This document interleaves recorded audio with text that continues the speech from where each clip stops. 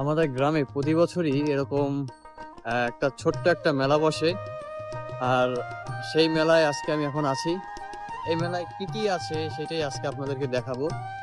এইটা মূলত হচ্ছে হিন্দু ধর্মাবলম্বীদের শিব মেলা, যেটা প্রতি বছরই হয়।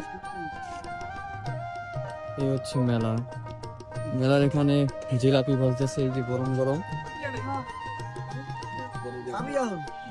জিলাপি, মিষ্টি, আমিরটি সবকিছুই আছে। এই মাটির তৈরি জিনিসপত্র, বিভিন্ন ধরনের জিনিসপত্র, তাল, নৌকা, মাছ। এই হচ্ছে মেলা।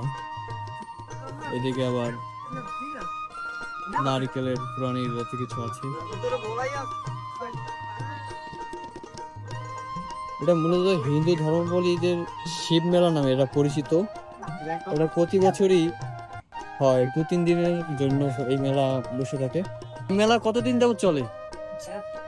গতকালকের আর আজকে ও, 100 বছর এটা তো তীর্থস্থান।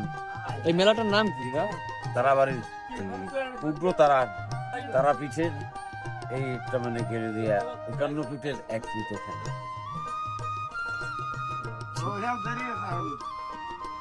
এদিকে হচ্ছে গরম গরম জিলাপি ভাজা হচ্ছে।